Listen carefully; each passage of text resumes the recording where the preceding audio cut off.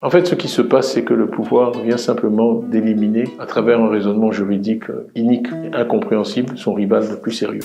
Je n'accepterai pas cette radiation, parce qu'elle est injuste, injustifiée et incompréhensible. Il n'y aura pas de plan B, il n'y aura pas de plan C. Nous voulons aller à cette élection représentée par le candidat que le PDCI s'est librement choisi. Direction la Côte d'Ivoire. La justice ordonne la radiation de Tidiane Thiam de la liste électorale. La décision était attendue et elle est désormais officielle.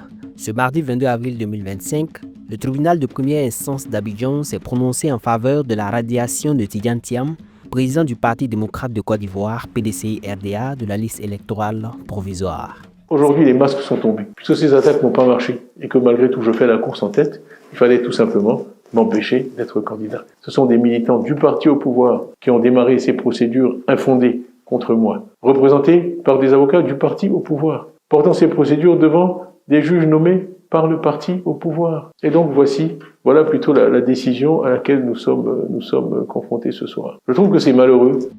Cette décision judiciaire fait suite à plusieurs recours introduits par des requérants dont Nzi Bernard Kokora, cadre du parti du président Alassane Dramane Ouattara.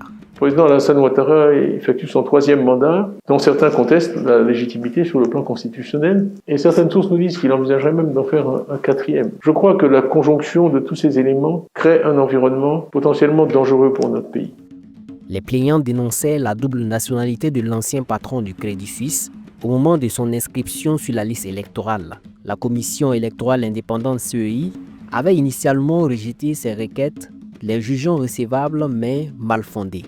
Les plaignants ont alors saisi la justice, qui leur a finalement donné raison. La présidente du tribunal a estimé que le président Thiam avait perdu la nationalité ivoirienne lorsqu'il a acquis la nationalité française en 1987 et donc qu'elle a fait droit aux demandes des requérants et a ordonné la radiation du président Thiam de la liste électorale, a confirmé Maître Ange-Rodrigue Dadje, avocat de Tidiane Thiam.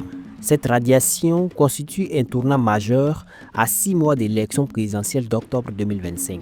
Candidat déclaré du PDCI-RDA, cette exclusion du fichier électoral compromet ses ambitions politiques, sauf retournement juridique ou politique. Cette décision, qui n'est pas susceptible de recours, ferme pour l'heure la porte à une candidature de Tidiane Thiam à la présidentielle du 25 octobre 2025. Mais je tiens à vous dire en retour que je suis absolument déterminé à ne pas accepter cette radiation. Je suis absolument déterminé à me battre pour que les Ivoiriens puissent choisir librement celui ou celle qui doit les diriger parmi les 5 prochaines années.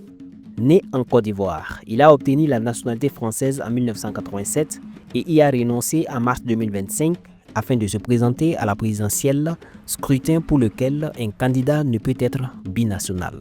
Il rejoindrait ainsi la longue liste des figures de l'opposition ivoirienne exclues du processus électoral en raison des décisions de justice. Parmi celles-ci, on peut notamment citer l'ancien président Laurent Gbagbo, Charles Blé Goudé ou encore Soro Guillaume, l'ancien chef du Parlement ivoirien, tous condamnés à de lourdes peines d'emprisonnement. Le président Houphouët, je l'ai cité dans certaines de mes interventions passées, disait parfois, dans les moments graves, c'est une question de dignité, quand il voulait tracer une ligne rouge à ne pas dépasser. Eh bien, mes chères sœurs, mes chers frères, je vous dis ce soir, la possibilité pour les Ivoiriennes et les Ivoiriens de choisir en toute liberté, sans crainte, celui ou celle qui doit les diriger, eh bien, c'est une question de dignité. Vous pouvez compter sur moi pour mener ce combat, et je ne doute pas qu'à la fin de ce combat, vous me porterez par vos suffrages, de façon démocratique et libre, à la présidence de la République, pour mettre l'homme et le capital humain au centre de notre projet, comme le PDCI vous l'a promis et comme je vous l'ai promis.